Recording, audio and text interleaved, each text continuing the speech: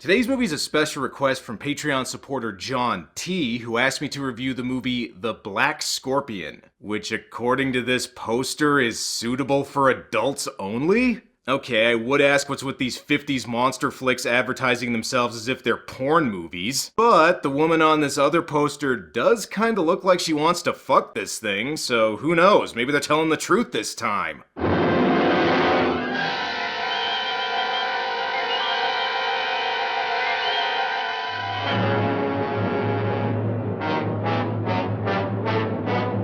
The Black Scorpion is a 1957 Mexican-American monster movie that's mainly notable for featuring animation by stop-motion pioneer Willis O'Brien, who's most famous for his effects work on the original King Kong. Well, kind of. O'Brien is listed as the effects supervisor while most of the actual animation was done by Pete Peterson, but O'Brien is usually the one who gets the credit for the movie. I don't know what O'Brien's supervisor role entailed exactly, but for the other guy's sake, I hope it was more than just going, "You animate the scorpions, Pete, I'll watch." It was also one of the first movies ever riffed on Mystery Science Theater 3000. Well, your film today, Joel, is called Black Scorpion. It's filled with blue screen action and jerky monster movement, but at least there's no recognizable talent in it. So that must mean it's a huge turd, right?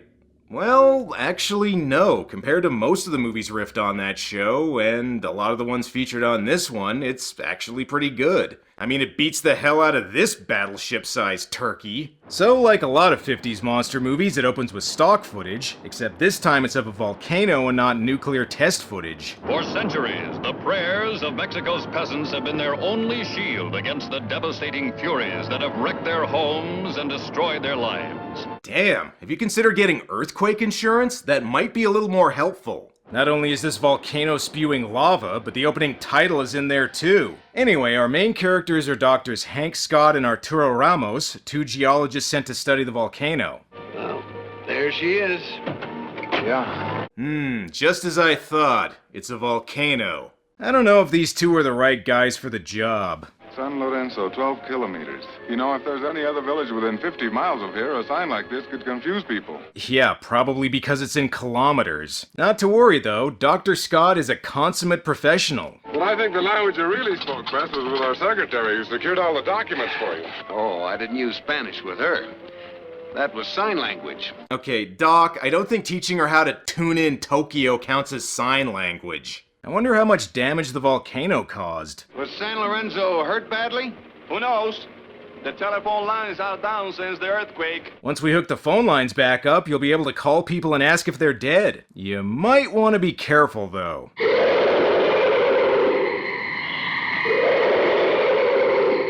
What the devil was that? I don't know. Don't worry, it's a 50s sci-fi movie and we're still only a few minutes in. There's no way they're gonna show the monster yet. Hank and Arturo make a stop at a farmhouse only to find it abandoned and partly destroyed. Clearly the culprit is either a giant monster or Old Man Rodriguez had way too much cerveza before driving home. Calling 511.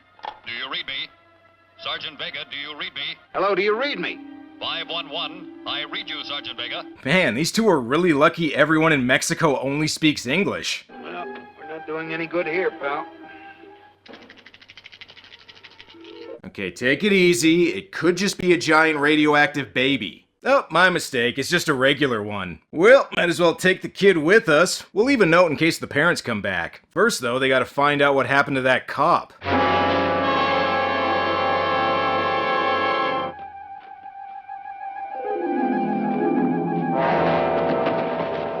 Nah, I stand by my original theory. I think he just had too much to drink.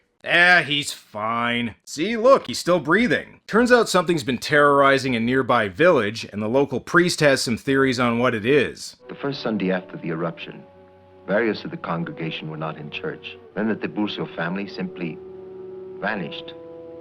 The farm, as you had described, ravaged as by some giant being. Okay, just because you're in Mexico doesn't mean it's a bean going around killing people. And that's not his only theory. Father, what about that story about the demon bull? Oh, the demon bull is a symbol of evil among many ancient civilizations. Again, it's not a demon bull either, although if there is a 50s monster movie about a killer bull, I should probably do that one too someday. Well, these two better get back to work. Arturo's got to be in a Lone Ranger movie before nightfall. These two are in luck. While surveying the volcano, they spot none other than Mara Corday. Or at least her male stunt double, anyway. You may remember Mara Corday from some of the other 50s monster movies I've done on this show, like The Giant Claw and Tarantula. Back in the 50s, if you were in a giant spider movie, you were contractually obligated to also do a giant scorpion one. Mara plays Teresa Alvarez, a local Mexican cattle rancher. Okay, sure. Wouldn't be the most unbelievable 1950s casting ever. Uh-oh, if that's a scale he just found, then I think I know who's responsible for all this. Hey Brandon, when's the next Godzilla video? It's coming, alright? Just be cool. Would you mind turning back and taking me to San Lorenzo? Be glad to. I can see why Hank's so eager to help her out. Mara Corday's so hot all the guys have to take off their hats to cover their boners. I'm not sure how authentic she is, though. Senorita Teresa, I understand you need I say only this, muchachos. I've known you all for all my life. Many of you were born at Miraplores. You're from California, which I guess technically used to be Mexico, but you get what I'm saying. Meanwhile, a local doctor has some news about the policeman they found. Sergeant Vega, who lived doing his duty and who may perform a greater one now. I can sell his organs on the black market and get a better lab. Turns out the sergeant was poisoned. Either that or he got a bad case of E. coli. But I believe, for many reasons, that this is an organic poison. The venoms of the snakes, the wasp spiders. Well, out with it, Doc. Which giant radioactive animal are we dealing with here? And in case you didn't know what country we're in... And this pure alcohol. And this distilled water. And this tequila. But what's the tequila for? Well, in your country, I believe you call it the coffee break. Mexico! As if they didn't have enough problems. Looks like somebody just set fire to this giant anthill with a giant magnifying glass. Oh well, at least Mara Corday's got some sweet digs, even if she does use child labor. And because Mara seems to be the only woman around for miles, I guess that means these two are love interests now. You know, you're making it very difficult to think about settling down to work. Might be very bad if I stopped thinking about work altogether and just started concentrating on pleasure. You know I'm married, right? Okay, talk to you later. No time for romance. Arturo's got something important to show him. Hold it up against the light. That's fantastic, Doc. Why, there's a scorpion trapped in there. I think whatever's going around killing people is probably a little bigger than that. I gotta say though, the scorpion effects in this movie actually look pretty real. You know, I could throw the scorpion out the window and then we'd really be alone. No. Let him watch. We're now over half an hour in, which means enough time's gone by for us to see the movie's monsters. And unlike a lot of other 50s monster flicks I've done on this show, the effects here are actually pretty effective. Or at least they were until they cut to that goofy face shot. I mean, have you ever seen a scorpion's face close up? They're fucking terrifying. What's weird about this is that the scorpion models used for the stop motion are actually pretty realistically designed, so whenever they cut to these googly-eyed face shots, it's kinda jarring. I can't really complain though. Not only is this not the silliest 50s monster I've ever seen, it's not even the silliest Mara Corday movie monster ever. That's for being 2 hours late hooking up my internet, asshole. All in all, the scorpion doesn't seem that bad. Look, he's going after this movie's Kenito. Mara tries calling for help. Unfortunately, I think she dialed Alexander Graham Bell's number. Listen everybody, praying doesn't seem to have worked out very well for you so far. You should probably just run. I shot at that thing a dozen times. Must be after the cattle. Yeah, probably. I mean, I don't see any giant crickets around. Thankfully, our main characters manage to escape when they drive off into this backdrop. Because two geologists probably aren't the best people to deal with a giant scorpion, they bring in an entomologist named Dr. Velasco for help. Hank and Arturo can deal with the monolith monsters. So, what info do you have for us, Doc? As soon as I received the samples, I identified the poison as that of a scorpion.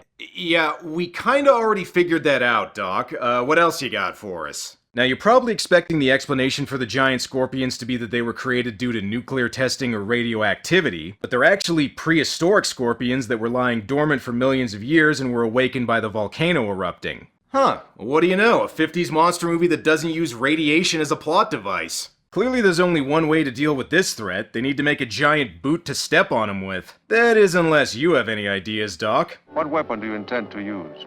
Gas. Poison gas. Ah, you're gonna fumigate him. Good idea. It has been proved effective against Norva species. Let us pray it works against the Scorpion Eater X. If it does not, may God help all of you. Okay, thanks for the reassurance, Doc. Mara decides to come along and help find the Scorpions because, hey, she is the female lead after all. I want to go with you. I want to do a job. Don't bring the kid. Don't worry, Juanito. We'll get together again. Alright, Juanito, you gotta stay home, but I'll let you know if we find any giant turtles out there, okay? Now that the kid's taken care of, our heroes go to the volcano and find a pit where the Scorpions may be coming out of. Looks like they'll have to go down there and investigate and— oh, god damn it! I'm a stowaway. Look, Juanito, do me a favor, will you? And just stay out of the way. Hey, I got a better idea. How about you just send his ass home? Hank and Arturo are chosen to investigate the cave, mainly because the only chemical suits they had were in their size. Hank, you don't have to do it. Neither of you. It's not your responsibility. Whose responsibility is it? Come on, babe, we're geologists. It's part of our job to look for giant prehistoric scorpions. But before they go... Why did you do that? I already told you I was married, dickhead! Alright, keep your eyes open, fellas. That lost spider pit sequence from King Kong has gotta be down here somewhere. Actually, that's not too far off, since Willis O'Brien supposedly reused some of the models for the King Kong spider pit sequence for this part of the movie. See, everybody? We did finally get that lost spider pit sequence from King Kong. Kind of. Hello. Yes. We just saw a worm 30 feet long. It must have come from a giant prehistoric bottle of tequila. Oh, and the kid's also down there. Well, on the bright side, maybe this means he'll get eaten. My god, it's even worse than they thought. The effects budget was big enough to have more than one scorpion in this movie.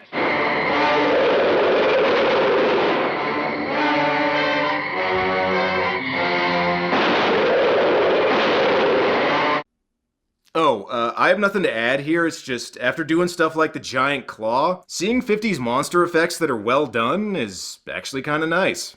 Although again, the close-up shots kinda take you out of things a little bit. Alright, pal, this movie's called The Black Scorpion, which means there's no room for worms, got it? By the way, if you're wondering why the title of the movie isn't plural, it's probably because there's also a Scorpionzilla in this movie. That's how they kill each other, that weak spot in the throat. Yeah, or the other scorpion's a lot bigger and just stung it. And sure, Juanito, wander around and possibly endanger the others trying to save you, you disobedient little shit. Yeah, surprise, motherfucker. There's still more King Kong leftovers down here. Look, just leave him alone, fellas. This is probably the only way he's gonna learn.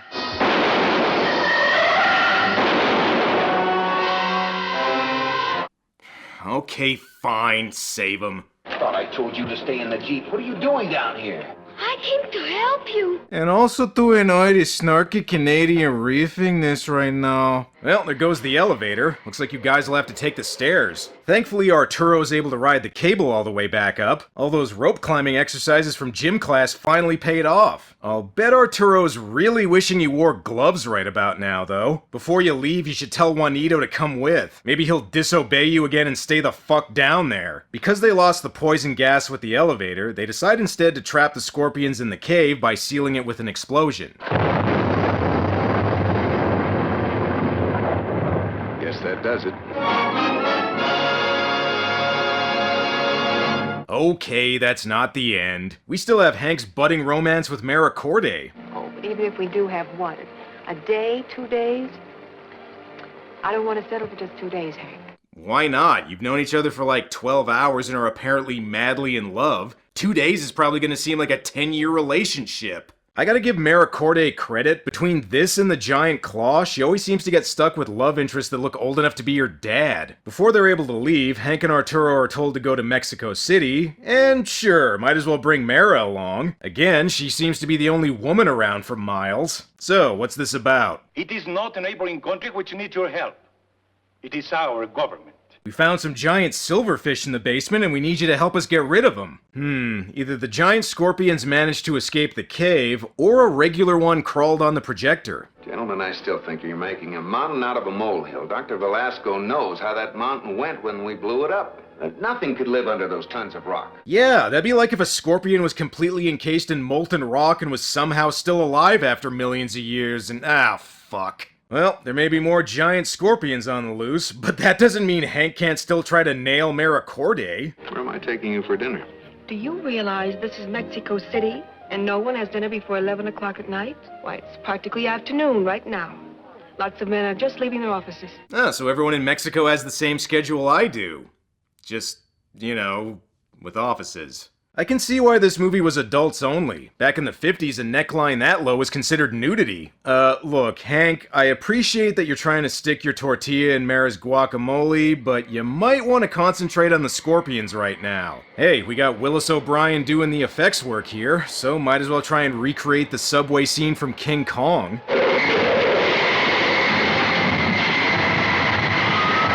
See, now, if these people had just taken a plane, this wouldn't be happening to them right now. Actually, never mind, then they'd have to worry about something much goofier looking. The express train from Monterrey has been derailed outside of Mexico City. There are eyewitness accounts which state that monster scorpions have swarmed around the wreckage. Right now, Hank's thinking, damn it, I hate it when I get cock-blocked by scorpions. Lucky for him, the big one makes it so he has less work to do since it kills all of the smaller ones. So I guess that means the title's accurate now. Alright, I'm fine with you killing the other scorpions, but you better leave Auntie alone. The big one makes its way to Mexico City. Hopefully these guys have a plan. President Mexican Vincent Price here is depending on him. Meet us in front of the stadium with the weapon and generator. But what kind of weapon? I hope it is a weapon. Just now it is only a prayer. Well, actually, to tell you the truth, it's just the Bible from my hotel room. I have no idea what to do. Okay, they really plan to lure the scorpion into a stadium and kill it with a... what is this thing? Attached to the projectile is a copper wire. Then the insulated wire which leads to the cable and the generator. It should give 600,000 volts. So, a bug zapper. Got it. Look alive, boys. We gotta get this meat ready for the celebratory barbecue after we kill this thing. The movie's finale is where the low budget really starts to show, since it features a lot of repeated footage and some not very good matte shots. But it is nice to see a Willis O'Brien-made giant scorpion attacking tanks and helicopters once it reaches the stadium. Okay, time to take this thing out. You missed! Idiot! I won't miss this time. Double idiot! Alright, if you want something done, you gotta get the first build actor to do it. Oh, shit! Listen, I wouldn't get too close to the scorpion. He's not actually dead. He's just really tired after a long day of rampaging. And so, the day was saved. That is until they find out the volcano also unleashed some giant cockroaches in The Day of La Cucaracha. So that's the Black Scorpion, and like I said at the beginning, it's actually not that bad. It still has some of the problems a lot of 50s monster flicks have, like some overly talky scenes and a romance subplot that feels shoehorned in, not to mention thinking this kid was a good idea. But the main thing that makes it worthwhile is Willis O'Brien's stop-motion effects. And while they're not as good as what Ray Harryhausen was doing at the time, they're still way above average for a 50s sci-fi movie. At least if you don't count the face shots, that is. This isn't good enough to rank as one of the best 50s monster flicks ever, but it's far from the worst. And for stop-motion fans, it's an entertaining watch. I am a little surprised, though, that this is the version that got the adults-only rating, and not the one where the scorpion is apparently a sexy leather-clad woman. I guess we'll see how long until I get to that movie. Well, that's all for now. Until next time. The 50s had a lot of movies about giant bugs and animals. I've covered a few on this show before. But they also had a lot of movies about people changing size. For movies about people getting smaller, you had stuff like The Incredible Shrinking Man and Attack of the Puppet People. And for people getting bigger, there was The Amazing Colossal Man, The Cyclops, and The 30-Foot Bride of Candy Rock. But the most famous one of all is probably this one, Attack of the 50-Foot Woman, which not only has one of the most eye-catching posters from the time, but also a reputation as a so-bad-it's-good movie on the same level as stuff like The Giant Claw. Wow, you mean a movie called Attack of the 50-Foot Woman is schlocky? Who could have guessed, huh? Next you're gonna tell me Teenagers from Outer Space isn't a great movie.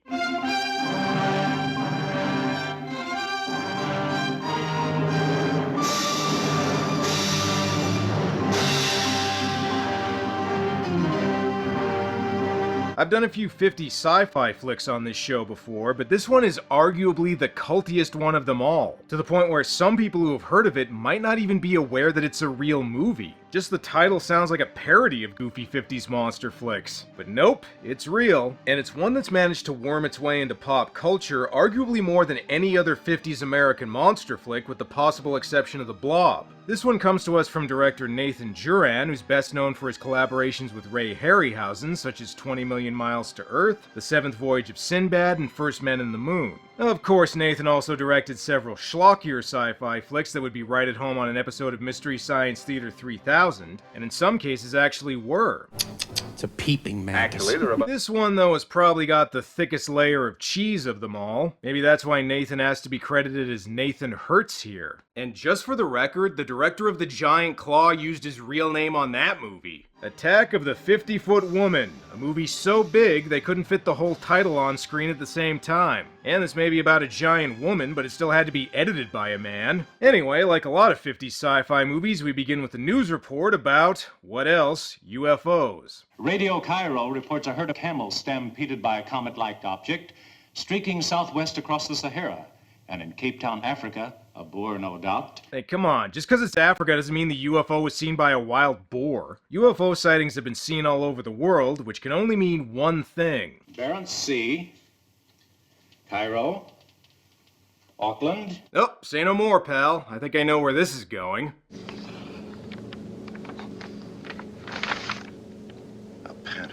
Yeah, speaking of the giant claw, the effects here are roughly on the same level as that movie, since our first glimpse of the UFO is a beach ball on strings. Well, at least they didn't give it flaring nostrils. Look, lady, it's just a crashed weather balloon. Quit screaming and drive around it. Oops, never mind. Apparently a giant's also there. And judging by the hair on its knuckles, he apparently didn't follow Giant Mom's advice about jerking off too much. Anyway, to get you caught up on the plot, this is Nancy Archer, played by Allison Hayes, a rich socialite whose husband Harry is currently philandering around with his mistress Honey in the 50s sock hop, soda shack, whatever place. You see the way she tore out of here in that big car of hers? She caught us nodding to each other. Whoa, whoa, easy, keep it down. In the 50s, nodding to a woman counted as sex after all. Despite currently being married to Nancy, Harry wants to leave her to be with Honey, but he can't because of those damn 1950s divorce laws. Community property routine only works for women. Man hasn't got a chance. Unless the wife dies. Hey, now there's an idea. You kill your wife, and if the police ask any questions, you just tell them you went home and your dinner was cold. Justifiable homicide. Apparently Nancy's had some stints in a loony bin, but how much money does she have that Harry wants it so bad anyways? She'd make a wild driver, Harry, with $50 million. 50 million bucks? Shit, and that's 50 million in 1958 money, which would be like $1 billion nowadays. Now, I ain't saying he's a gold digger, but he ain't messing with no broke lady with a nice figure. Harry, help me! Mrs. Archer! Mrs. Archer, what's the matter? I was driving and saw this horrible effect. I mean, the director has Harryhausen's number. What the hell was he thinking? The townsfolk don't believe Nancy's story, but they have good reason. You think I'm drunk, don't you? All of you! I'm not drunk! I'm not! I had a couple Vicodins and that's it, I swear! Alright, well, she's rich, so I guess the police are just gonna have to humor her. Go get the riot gun. Why the heavy artillery, Chief? There's a flying satellite and a 30-foot giant a few miles out on 66. 30-foot giant? The title says 50. Where the hell did the other 20 feet go? Alright, spread out, fellas. That giant rubber hand's gotta be around here somewhere. You see anything, Chief? Nope, nothing but fake-out scares around here. Not a thing, Mrs. Archer. No prints of any kind either. Why would there be? I don't know, because of the giant hand? I mean, I didn't see any gloves on it. Needless to say, the cops don't buy Nancy's story. Maybe if she said she saw a 50-foot giant, they'd believe her. Gee, I wonder why the cops think she's crazy. Evening, Mrs. Archer. Should I pour you a vodka to go with your dinner of more vodka? Oh, never mind. I see you're way ahead of me. Poor Nancy's had a rough night. The cops didn't believe her story, and her husband's cheating on her. As far as I'm concerned, you can go too. Go back to Tony's and that woman you were mooning about. Whoa, that's a pretty serious accusation. In the 50s, mooning somebody was a sex crime punishable by up to 30 years in prison. And as long as we're doing 50s innuendos. Now you pulled a boner tonight and you know it. Well, at least somebody did, whiskey dick. These two may drink and argue a lot, but I'll bet the makeup sex is amazing. Sometimes Harry gets really freaky and even takes his socks off. Nancy thinks the giant was trying to get the diamond she wears on her necklace. Well, joke's on him, it's clearly plastic. Alright, time for Nancy to go to bed, and the butler's gonna watch through the peephole he drilled in the attic. You know, it's not often that a 50s monster flick chooses to focus on a couple's marital problems instead of the monsters. Although, considering the effects we've seen so far, maybe that's a good thing. Oh, Harry. I couldn't stand that. I need you. You're all I have, Harry. Well, that and $50 million bucks. I'm sure you could probably dump Harry and get a younger guy looking for a sugar mama. Yeah, there you go, Harry. Just give her a Cosby cocktail and then see what you can get for that necklace at the local pawn shop. Alright, so far there hasn't been a whole lot of monster stuff, but this movie does have something else to offer.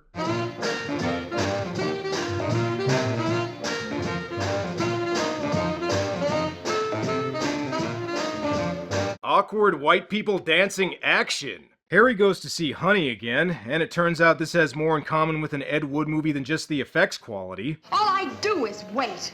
Wait! Wait! Your stupid minds! Stupid! Stupid! And I don't know if bribing your mistress with your wife's jewelry is a great idea there, Harry. Star of India.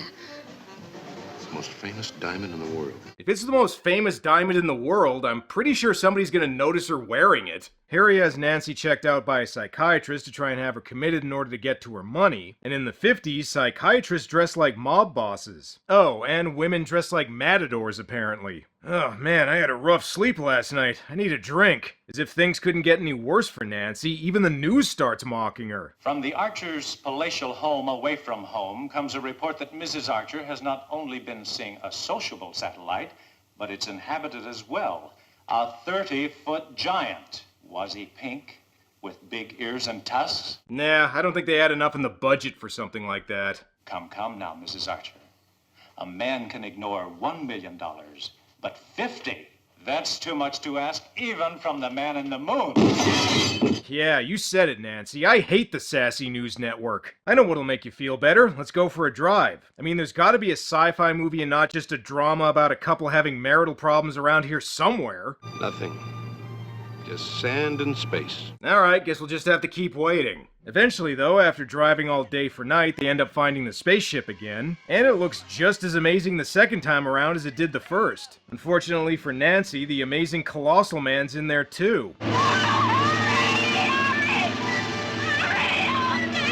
Sorry, bitch, you're on your own. Later. Well, I guess they didn't want to show too much of the giant. We are only halfway through, after all. At this point, I think even Harry's trying to pack up and leave the movie. The closest thing we get to an action sequence is when Harry and the butler get into a fight that looks like a UFC match between two used car salesmen. Hey, honey, I think my wife got eaten by a giant or something. Anyway, the point is we gotta get out of here. Hey, those are the only clothes I've got. Then just go naked. We don't have time. Before Harry's able to skip town, though, he's stopped by Deputy Comic Relief and, I don't know, Stern Librarian Lady? Who the hell is this? And if you're wondering why I called him Deputy Comic Relief... They found Mrs. Archer. I imagine your wife was home all the time on top of the pool house, loaded.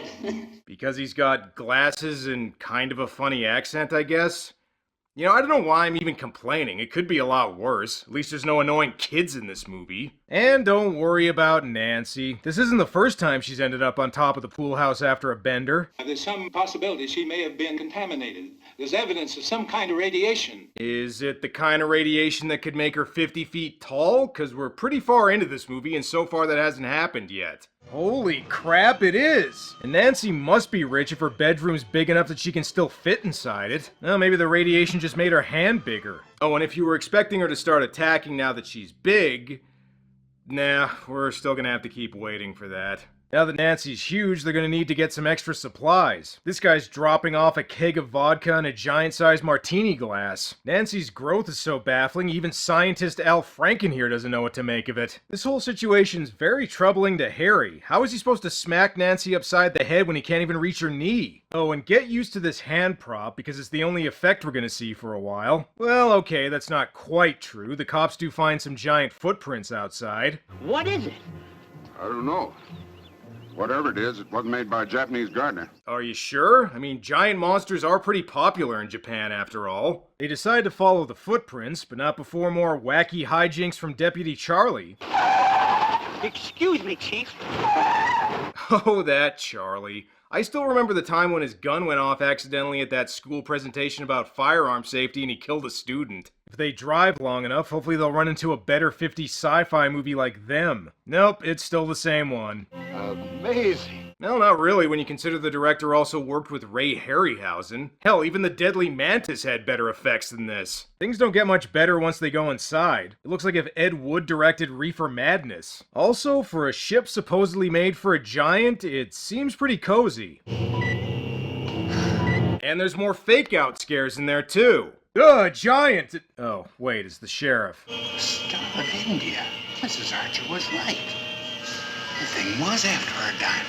So I guess the giant wanted Nancy's diamond to power his ship or something? I don't know, it doesn't really matter. What does matter is we finally see the giant again, even if he looks like a ghost wearing a costume from some medieval movie. In addition to being transparent, the giant also has the power to turn their station wagon into a different car after he smashes it. That's for breaking into my spaceship. And don't ask how I fit inside it either. Even I'm not sure how that works. Now at this point you may be asking, isn't this called Attack of the 50-Foot Woman? I mean, why have we mainly just seen this big bald guy so far? Well, that's because we gotta have more exposition about Nancy's backstory. I've known Nancy since she was born.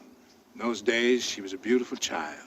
Fresh, young, full of the joys of life. But in the last few years, after her marriage, she changed. Yeah, whatever. Now that she's 50 feet, is she gonna start attacking? Even Nancy seems to be getting restless and wants to leave her apparently spacious room. Unfortunately for her, the other characters won't let her. If you hadn't succeeded in giving her that sedative, there's no telling what would have happened. Yeah, you might have had to actually show something. Harry also doesn't seem very concerned with Nancy being giant-sized. You'd think he'd be a little more discreet with his philandering now that his wife's big enough to squeeze him like a stress toy. Well, what can we do for you this time, Charlie? Well, your house has been trying to get you all evening, sir. Didn't the bartender give you my message? If it's my giant wife, tell her I'm busy cheating on her. What's she gonna do? Start attacking? She's loose! Oh, shit. So with less than 10 minutes left in the movie, Nancy finally starts attacking. And considering she tears the roof off her house, I'm still wondering how in the hell she fit in there in the first place. Also, given the effects quality, maybe it's for the best they waited so long. At first I thought the transparency on the giant earlier might have been intentional to make it look more alien, but nope. Nancy's see-through as well. And this might have been forgivable if they didn't just repeat the same footage of her walking over and over again. I'm not joking, they use the exact same shot of her walking, just over different backgrounds. They don't even get her size right a lot of the time either. Just look at this shot, is she supposed to be 50 feet or 15 feet tall here? Here's a fun fact, according to IMDb, this movie managed to come in $10,000 under budget. And looking at these effects, they probably should have spent that extra 10 grand. The close-up shots are a little better, I guess, in that Allison Hayes doesn't look like Casper the Busty Ghost. I don't know, maybe I'm just jaded by the effects and stuff like Ape. One thing's for sure, these shots are still better than that big floppy hand prop they keep using. Alright, I know I sorta did this last episode, but I'm just gonna play a clip from one of the Harryhausen movies this director made to show you what he's capable of.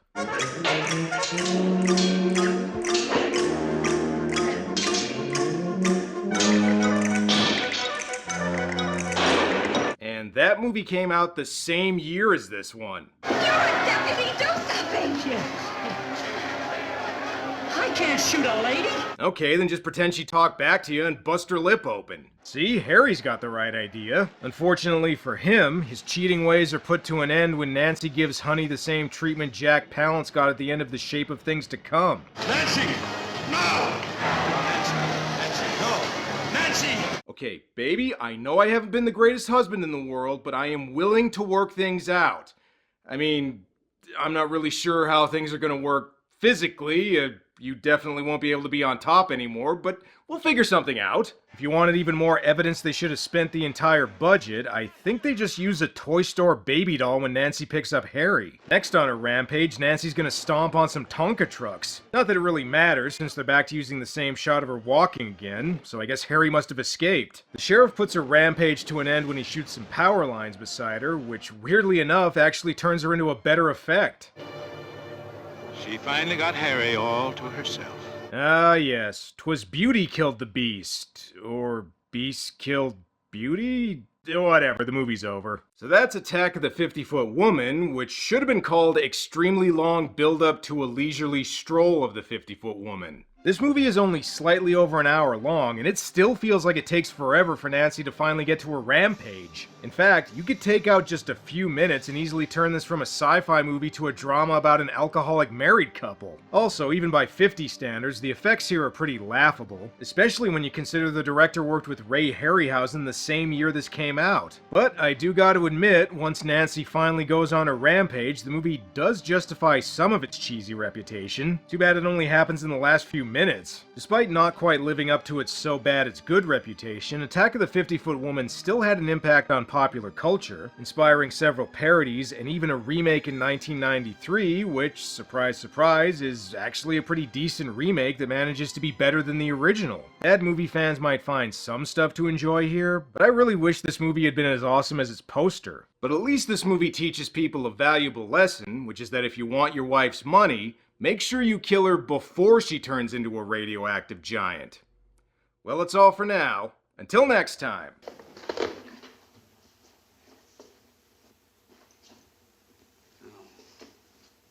Okay, so far I've done a good amount of 50s monster flicks on this show. We've had giant snails, scorpions, tarantulas, 50-foot women, not to mention whatever the hell the giant claw was. But now I think it's time I did a 50s movie with a really weird monster in it. Prepare yourselves for Fiend Without a Face.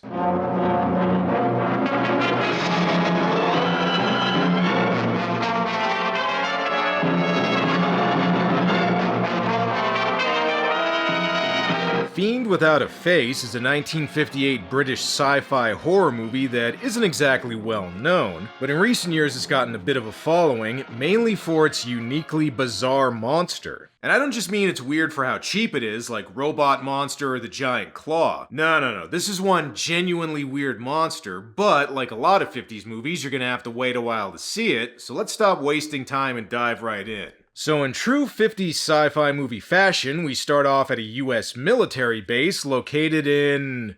Canada? Okay, that's a new one. Usually movies just film in Canada and pretend it's America. Make no mistake though, even if it's in Canada, this is still a US military base. Gotta protect the 51st state after all. So we have a British movie, but it's set in Canada, but most of the characters are supposed to be American. How often does that happen? Anyway, before this soldier's able to take a healthy smoke break, he's interrupted by the movie's first kill. Damn, and that guy was just 2 seconds from making it past the opening title. And just one letter away from meeting a friend without a face. He probably wouldn't have gotten murdered then. So like the opening implied, most of the movie takes place around a US Air Force base located near the town of Winthrop, Manitoba. And if anyone's wondering, no, there is no Winthrop, Manitoba. There is a place called Brandon, though. Well, other than the murder things seem to be going smoothly around here. The men are performing their daily stock footage maneuvers. Our main character is Major Jeff Cummings, and if anyone's wondering if I'm gonna make any jokes about his name in this video, yeah, probably.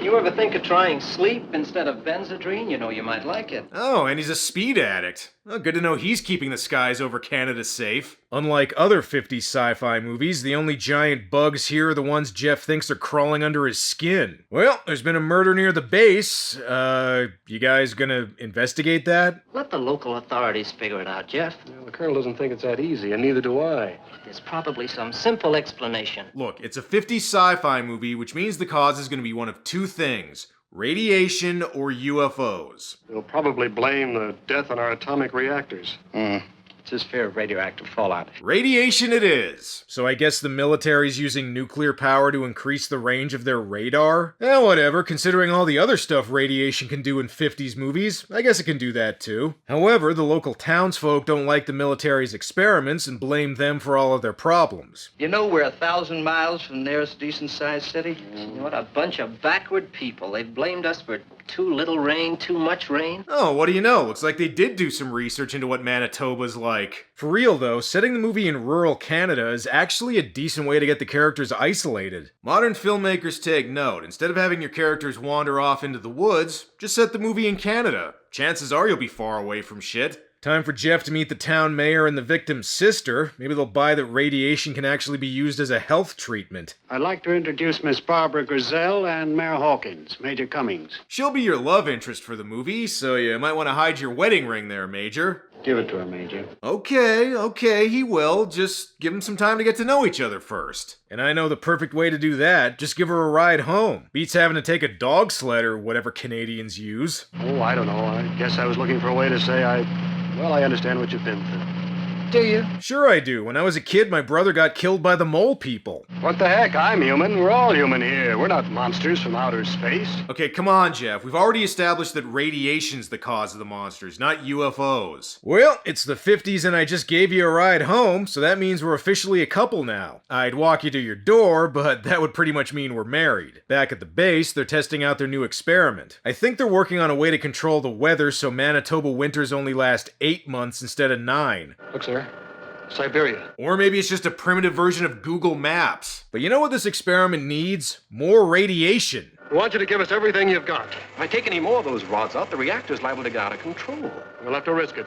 We've got to have more power. Yeah, Jeff is like the Tim Allen of radiation experiments. Look, as long as you keep things a sliver below danger, it should be fine. And if something does go wrong, it'll probably just be Japan's problem. Or who knows, maybe it'll be enough to raise Barbara's brother from the grave. Oh yeah, here's another thing about this movie. Apparently they think 1950s Canada is like turn-of-the-century Ireland. Closer and closer. Thank goodness the cows are getting used to them. Aye. And it sounds like it too. Time for another death scene, and while we didn't see what killed that guy at the beginning, get used to it, because we don't see it here either. Mainly because the monster's invisible. Alright, now I know what some of you are thinking. An invisible monster? Really? Is this gonna be one of those cheap-ass movies where they never show the monster just to save money? Well, most times you'd be right, but in this case, it's actually building to something good. Just trust me. Besides, even if we can't see the monster, the sound effects paint a vivid picture.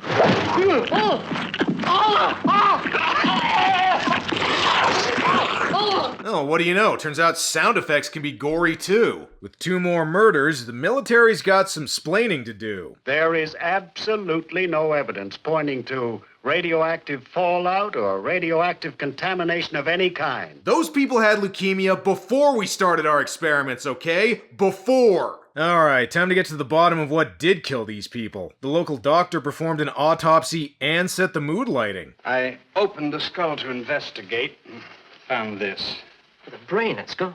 That's not all. The entire spinal cord is missing. Where's the brain and spinal cord gone? Oh, I don't know, maybe they auditioned for the movie Blood Diner. Only one thing to do now, keep quiet and don't tell the townspeople. It just lead to gossip anyway. After this, Jeff goes to visit Barbara, leading to a 1950s shower scene, which, honestly, I'm surprised is even in this movie. Yeah, sure, they don't show anything, but for 1958, this would probably get this one of those 1950s X ratings British movies had for some reason.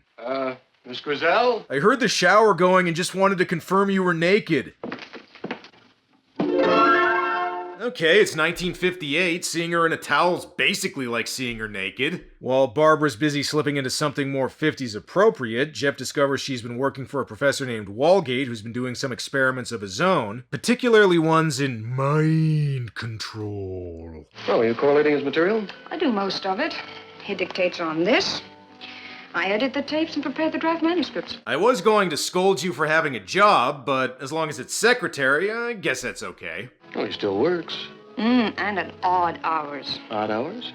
He thinks nothing of starting work at 11 at night and working until the small hours of the morning. Hey, don't judge, alright? I mean, some people aren't meant for 9-to-5 jobs. I mean, as long as the video gets done, does it matter what time I make them? Alright, enough chit-chat. Time for Jeff to work his magic. Hey, baby, wanna know why they call me Major Cummings?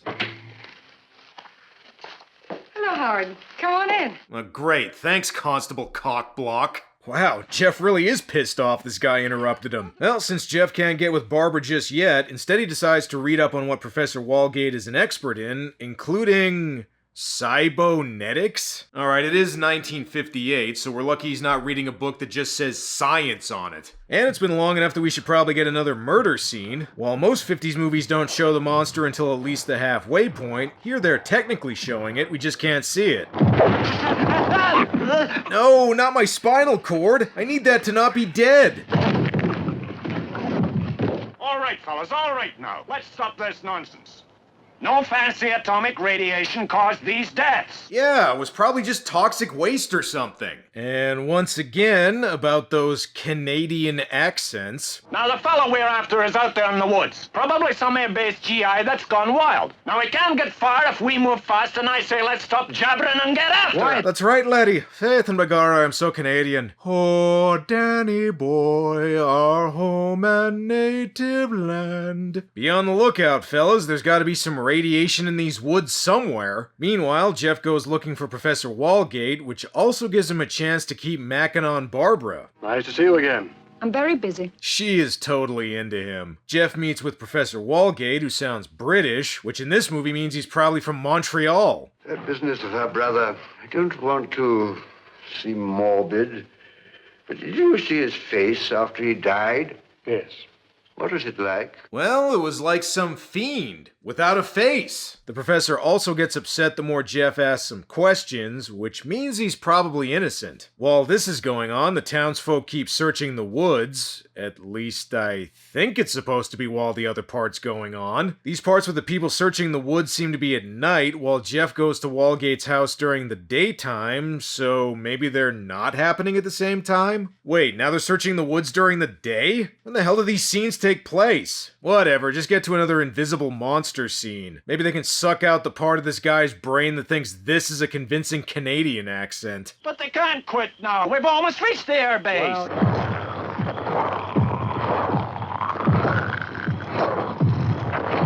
Gibbons! Gibbons! And things are getting serious. They better have a town meeting about these murders. All I know is, before this air base came here, we were doing fine. But forgetting about the deaths, how do you explain the change in quality of the cow's milk, even the quantity? Yeah, man, the murders are one thing, but what about our milk? I got dry cereal here. And as if the unsolved murders weren't the only thing this town had to worry about. I think that's rather foolish, Adam. And now they also have a ghost? Oh, wait, it's just the constable. And by the looks of it, he's been hit by a yokel ray.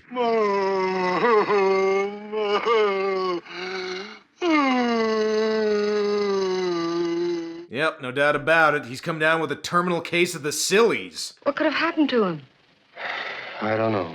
I think Professor Walgate is involved in these deaths. Oh, come on. A scientist in a 50s movie involved with whatever's going on? Get the hell out of here, Jeff. People have been getting their brains sucked out, so better check the cemetery for zombies. Or maybe vampires? What the hell is going on here? I know this movie's British, but we're not making a Hammer movie here. Somebody locks Jeff inside the crypt, but it's okay, he gets rescued a little bit later. Hey, thanks for helping me out. Anyway, I think it's either vampires or zombies killing people. I'm not really sure. Who am I kidding? Professor Walgate's probably the one responsible. What were you doing in the cemetery tonight, Professor? I didn't mean to shut you in, close the door on you. I was frightened when I heard you. I only wanted time to get away. Oh, so you admit it was you? Okay, well in that case you're under arrest. The professor fakes a stroke or something. Maybe that'll get him out of trouble. It's a terrible story. That's not that bad. I mean, a little routine so far, but I've seen worse 50s sci-fi movies. The professor decides to confess what the hell is going on. Turns out he was conducting experiments in telekinesis. Why? Because he wanted to turn the page of a book. I concentrated on the simplest experiment. To turn the page of a book. Really? That's the cause of all this trouble? If you wanted to read without turning a page, why didn't you just invent a Kindle or something? Professor Walgate tried to augment his brainwaves with electricity and used the Army's nuclear reactor to give him some extra power. Somehow this led to invisible thought monsters because, you know, radiation or whatever. I knew now that I had created a fiend. Okay, but did this fiend have a face? I now know that I have created a mental vampire, and then followed these horrible deaths in Gibbons' madness. Oh, so you're admitting you're responsible for the murders, too. Okay, now you're under arrest. Before that, though, explain just why the hell we can't see these things. If we'd only see them, we'd know what to do. Is there any way to make them visible? Sure, increase the budget. Okay, there is another way. The monsters break into the nuclear power plant and overload the reactor, which causes them to become visible. And it's in these last 15 minutes where all the build-up and invisible monster bullshit finally pays off, because now we get to see the monsters. Take a look. That's right, the monsters are moving brains with spinal cord tails and eye stalk tentacles. No simple giant bugs for this movie. It's one of the most awesomely ridiculous monsters in a 50s movie ever. And they don't cheap out and have them stay still either. They actually animate them, even if the stop motion here isn't exactly Ray Harryhausen quality. At this point, the movie becomes a siege film with the characters trying to keep the brain monsters from breaking in, but these brains have been taking some notes from Santa Claus. Look at this. It's like something you'd see in an early Sam Raimi or Peter Jackson movie, not a 50s monster flick. Oh, and by the way, that includes violence-wise, too.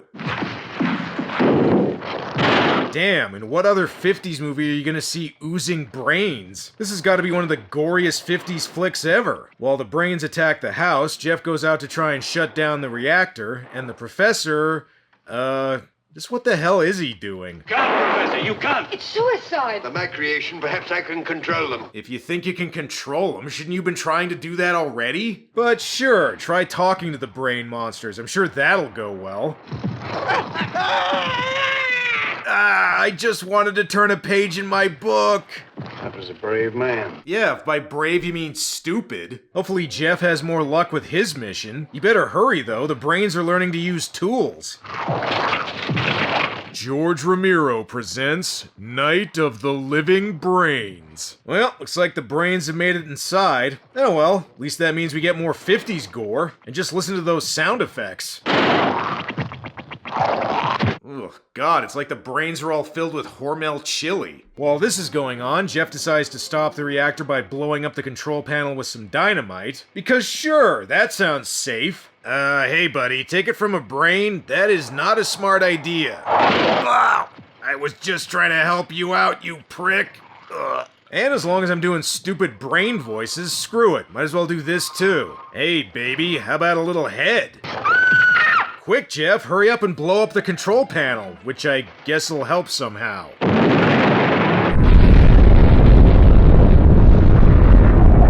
Just kidding. Instead, blowing up the control panel makes the radiation levels go back to normal, causing the brains to dissolve in more gooey special effects. And I know I already mentioned Sam Raimi, but I am genuinely curious to know if he was a fan of this movie. Congratulations, Jeff, you stopped the brains. And if you play your cards right, you might get some, too. Well, Major, I'm leaving you in charge.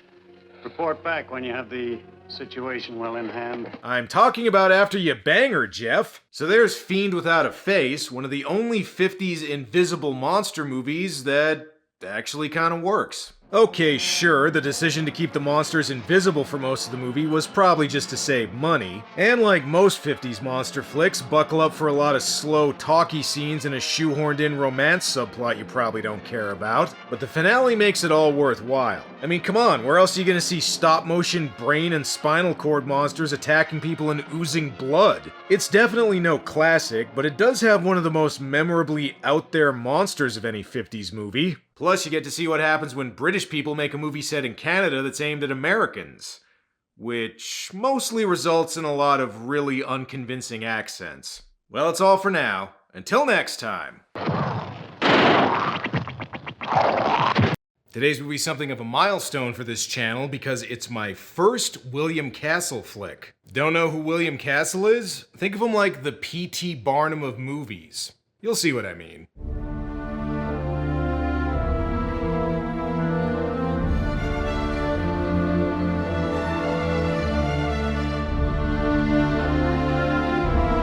The Tingler is a 1959 horror movie from producer-director William Castle, who was something of a pioneer in interactive movies. Always more of a showman than a filmmaker, his movies are almost as well known for the various gimmicks that accompanied their release. House on Haunted Hill had a gimmick called Emergo, where a plastic skeleton would fly over the audience at the climax of the film. In 13 Ghosts, he had theaters hand out tinted glasses that they could use to either see or not see ghosts at certain points in the movie. And in Mr. Sardonicus, he had a punishment poll where audiences could decide whether the main character lived or died, although this was a cheat since only one ending was ever filmed. But the Tingler featured probably his most infamous gimmick of all, called Percepto, where certain theater seats were rigged with buzzers that would vibrate at a fourth wall breaking part of the film, where it seemed like the monster had stepped out of the movie and into the theater. Castle even used paid actors at some screenings that would scream and pretend to faint. Yeah, that's right, William Castle was into 4D theaters before they were even a thing. Okay, so we know about the gimmick, but how's the actual movie? Well, a lot of people consider this to be Castle's best film, and it is definitely weird, even without the gimmick. And speaking of the gimmick, to really help sell it, William Castle actually introduces the movie himself. I am William Castle. I feel obligated to warn you that some of the sensations which the actors on the screen will feel will also be experienced for the first time in motion picture history by certain members of this audience. I kinda wish more directors did this. Imagine if Peter Jackson came out before The Hobbit and said, "I shot this in a high frame rate so it looks like a daytime soap opera instead of a movie. It's a great idea that'll definitely catch on, trust me." I say certain members because, well, some people are more sensitive to these mysterious electronic impulses than others. Well, that and not every seat had the Percepto buzzers installed. Some theaters didn't even use them at all. At any time you are conscious of a tingling sensation, you may obtain immediate relief by screaming. You know, if William Castle were around today, I wonder if he'd encourage people to go on their cell phones during a movie. William Castle presents the only 50s monster movie that could also be its own porn parody. Well, okay, maybe not the only one, but you get what I'm saying. So we begin with the execution of a man who looks like he stepped straight out of an old EC comic book. And fun fact, in the 50s you were allowed to look at the body afterwards as long as you were related to the criminal. I'm sorry, I didn't know it was a relative. It's my wife's brother. Okay. It's still kind of weird you're here, though. Vincent Price plays Dr. Warren Chapin, who performs autopsies on recently executed prisoners. Just as I suspected, he died from being in the electric chair, just like all the others. Man, this is an easy job. Of course, he does have some wacky theories of his own. There's a force in all of us that science knows nothing about, the force of fear. Maybe it's the force that makes your spine tingle when you're scared. You know, it's odd, I've been experimenting with this force for years. Never had a name for it until now. Now I think I'll call it the Tingler. Well, that is a better name than the Chiller, which is what this was originally going to be called. And turns out this autopsy isn't as simple as I thought, since the prisoner had his spine broken by an unknown force. Something real and powerful broke those bones. And on the death certificate, I'll write down that death was caused by heart failure. Yeah, they don't need to know what he really died of. Just like the government doesn't need to know how much money I actually made last year. And turns out the reason this guy was hanging around was so he could ask Warren for a ride home, which begs the question, how did he get here? And as far as him being the brother-in-law of an executed murderer, don't worry about it, because after this scene, it's never brought up again. The bald guy's name is Ollie Higgins, who runs a silent movie theater. You'd be surprised, though, how many people come to see these old pictures. Not just to make fun, either. Oh, what do you know? I guess making fun of old movies goes back further than I thought. Ollie runs the theater with his wife, Martha, who's a deaf mute. Okay, that's a little on the nose. If she was blind, would you run a radio station? Unfortunately for Martha, she's deathly afraid of chocolate sauce. Blood. Because she has no vocal cords, she can't release her fear tensions vocally as we can, so they continue to mount until at last she can't endure it. Well, either that or her blood pressure drops suddenly, but hey, you're the doctor. Speaking of which, judging by the doc's house, doing autopsies on criminals pays really well. Screw being a neurosurgeon, the real money's in saying executed prisoners died from being executed. Warren's house is so big it even has its own lab, which he uses to conduct his experiments with his assistant David. Oh, and there's also Warren's sister-in-law, Lucy, who's just kinda there so David can have a love interest. She's one of those characters where you could cut her completely out of the movie and it wouldn't make much of a difference. In other words, don't expect her to get mentioned much for the rest of the video. Anyway, regarding his experiments, Warren thinks that fear produces a physical force that can grow strong enough to kill somebody. Oh, by the way, I think I found a name for it. The Tingler. You like it? The Tingler. Really hammering that name home, huh, movie? And as part of his fear experiments, he plans to use a little drug by the name of LSD. Yeah, that's right, he plans on freaking people out by having them freak out. You know, from the articles I've read, this is a very interesting drug. Yeah, well, don't worry, Doc, because over the next decade or so, lots of people are gonna find out how interesting it is. And whoever wrote this book must have been on acid since they put the title on the back cover. Wait, where did he say he got this? Well, yeah, I got the prescription for you. Well, no wonder the 60s happened. In the 50s, you could get a prescription for acid just by asking for it. Hey, Doc, I got a problem. I tried listening to all 23 minutes of Pink Floyd's Echoes and I couldn't get through it. Do you have anything that could help me out? Before Warren can whip up some electric Kool-Aid, though, first he's got to deal with his cheating bitch wife. Good evening. I do wish you wouldn't stand around in the dark. Feet hurt? As a matter of fact, they do. Okay, are they about to bang now? Lucy is very upset, so is Dave, and for that matter, so am I. The only way Dave Morris will marry my sister is over my dead body. Ooh, probably shouldn't have said that in front of Vincent Price, lady. Unconventional, but not impossible. See? Told you. And regarding Warren's money... Now remember this, everything you've got, I paid for. Okay, he married a sugar mama. I guess confirming somebody died of a lethal injection immediately after getting one doesn't pay as well as I thought. I was not expecting a 50s monster flick called The Tingler to be so much like a soap opera. Warren's wife doesn't want her sister to marry Dave. He also says he knows she's cheating on him and hints that she killed her father for his inheritance. There's a lot going on here and we haven't even got to the monster yet. And I got news for you, lady. Nobody cucks Vincent Price and gets away with it.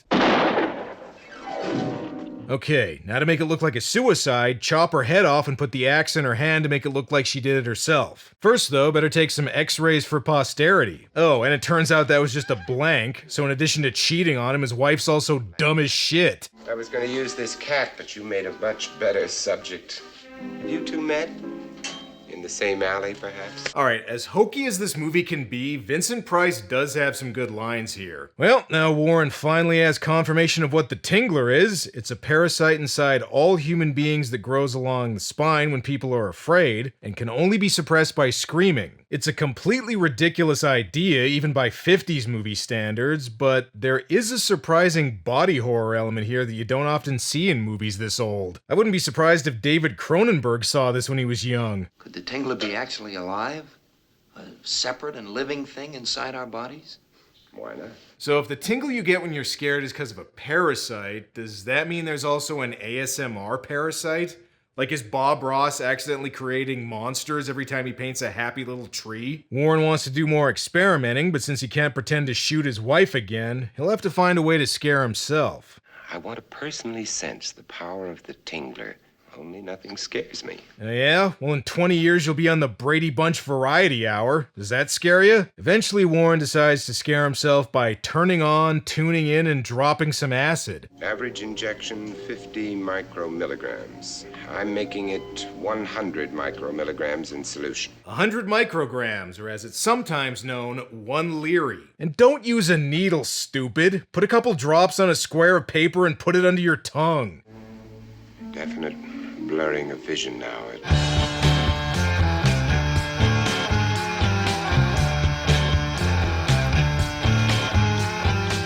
David, what does that stuff do to you? Well, it makes the song Dark Star by the Grateful Dead sound a lot better, so that's something. Well, for one thing, nightmares. You're wide awake, but you're having nightmares. Yeah, thanks, Nancy Reagan. Fun fact, this was supposedly the first mainstream film to show somebody taking LSD. That's right, Vincent Price was the first guy to trip out on movie screens. Although I think he might be having a bad trip. The walls. The walls. Yeah, you can watch The Wall later. Right now you've got an experiment to do. Lucy, there's nothing we can do to help him now. The effect of that acid must wear off naturally. Okay, well, better find a way to kill about 12 hours then. Oh, wait, never mind. I think he's done. Things were pretty foggy, but I remember thinking that I mustn't scream. I also remember thinking I should line up The Wizard of Oz with an album, but it's 1959, so all I had was Harry Belafonte's Calypso. Still kinda worked. Well, you ruined the experiment by screaming, Doc. If only you had a subject that couldn't scream and— oh yeah, right, deaf-mute lady. As a matter of fact, Ollie, I dropped by because I was a little worried about your wife. I'm a little worried about her, too. She hasn't eaten hardly a thing and she can't sleep. Well, I know something that'll make her feel better. A megadose of vitamin LSD. And then I'm going to give Ollie a prescription for some barbiturates. Sure, what the hell, give her some of those too. Now, you might experience a slight haze all in your brain, and lately things might not seem the same, but that's normal. I'll tell you what's not normal, though, what happens after Warren leaves. Damn, that must have been some strong acid. Wonder if he gave her the brown acid from Woodstock. This part of the movie's a lot more like one of William Castle's typical haunted house-style movies, although it does have a sequence with some color where she sees a tub filled with blood. Nowadays this would just be done digitally, but back then it was a little more complicated. According to IMDb, it says this was achieved by filming in color and painting the set black and white and having the actress wear gray makeup, but I don't know if that's accurate. Some sources say that actually the background was filmed in black and white and the tub of red blood was matted in later, and others say the blood was actually manually colored onto the film, and both of those seem more plausible to me than the explanation on IMDb. Regardless of how it was done, it is a pretty neat effect. It might be tame by today's standards, but seeing a tub full of bright red blood was pretty gruesome for 1959. I guess Martha agrees since she apparently dies of fright. Better bring her to Warren for an autopsy though, that way he can make sure she didn't die from being executed. Ollie, your wife is dead. Well, I guess I wasn't much of a husband to her now. There's no way I can make up for it. Wow, I can see you're really torn up about this. Feel like helping me with some details? I feel okay. Okay, did this guy also hate his wife? More bad news, your wife's a zombie. Either that or these two are also on acid. Alright, as you've probably figured out, the real reason she moved is because she couldn't destroy her Tingler, which Warren decides to remove from her body. About time too, we're almost an hour in. Given that it's the 50s, they couldn't show all the gory details of him removing it from her body, but the shadow reveal here is still pretty effective. The Tingler. Yep, we know the title. You've told us a bunch of times already. Bad news, it's still alive, but the good news is you can weaken it by screaming even if it's outside the body. Congratulations, honey, you discovered an abomination of science. Now let's celebrate with a drink. His wife also spikes it with something. Well, Warren did do acid earlier, so we know he likes to party. This time, though, he just falls asleep. What, did he have a doctor prescribe him Quaaludes, too? And here's a twist. Turns out all those freaky things Martha was seeing were really set up by Ollie. I guess he really did hate his wife. Okay, this begs the question, if those weren't hallucinations, how exactly did he set up this part? Or was that actually because of the drugs Warren gave her? Speaking of which, the doc's still out and his wife decides to unleash the Tingler on him. As far as the Tingler goes, the effects used for it are pretty crude. It's obviously rubbery and you can see the strings pulling it along most of the time, but the weird centipede-like design is actually pretty good for a 50s flick. With better effects work, I could see a monster like this appearing in a modern movie.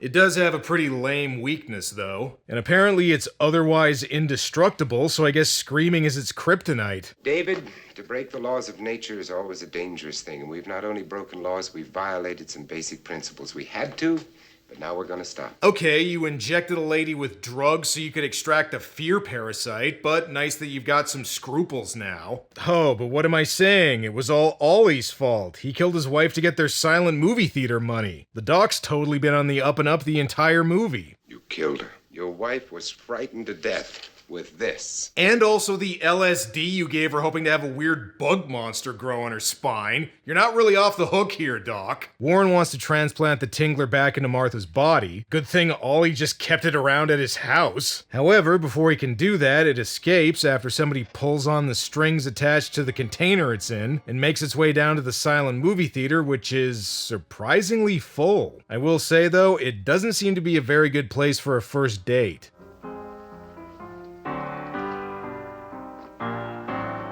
Damn, looks like teeny bopper James Cagney ain't getting any tonight. So here's the part of the movie where the Percepto gimmick would come into play, featuring a fourth wall breaking sequence with the Tingler loose in the silent movie theater, and the buzzers being turned on after Vincent Price turns out the lights and says this. Ladies and gentlemen, please do not panic, but scream! Scream for your lives! They even show the film stopping and the Tingler moving across the screen in a surprisingly meta move for a 50s movie, although I am a little surprised by what happens next.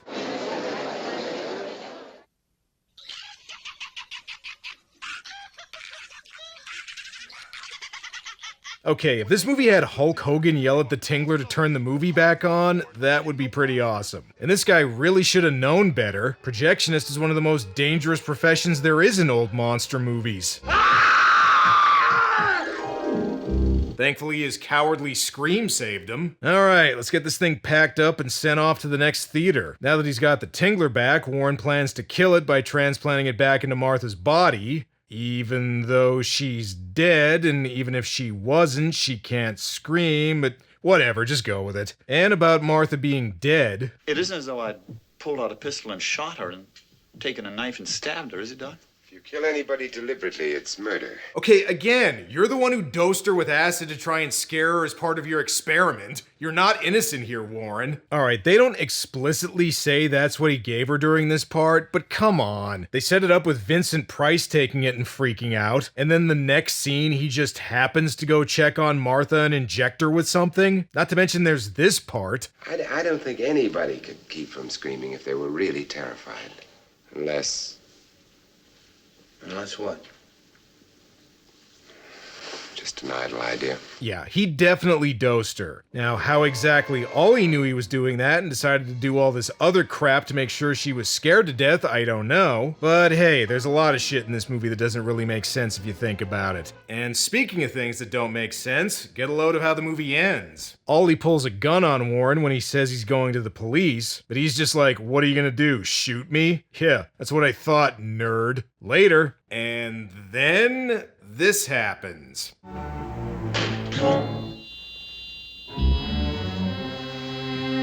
Yeah, that's right. The movie suddenly turns into Night of the Living Death.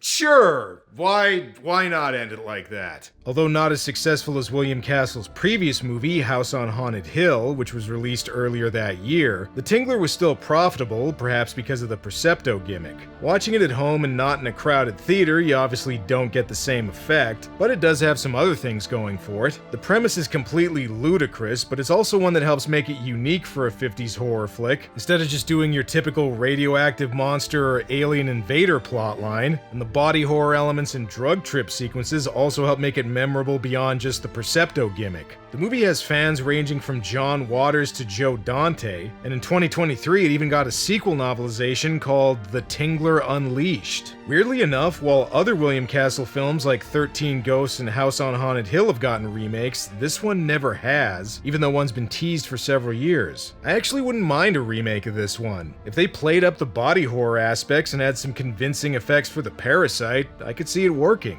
They might have to think of another gimmick for the theatrical release, though. Speaking of which, I wonder what William Castle would have thought of in the era where you're allowed to drink in movie theaters. But I guess we'll never know.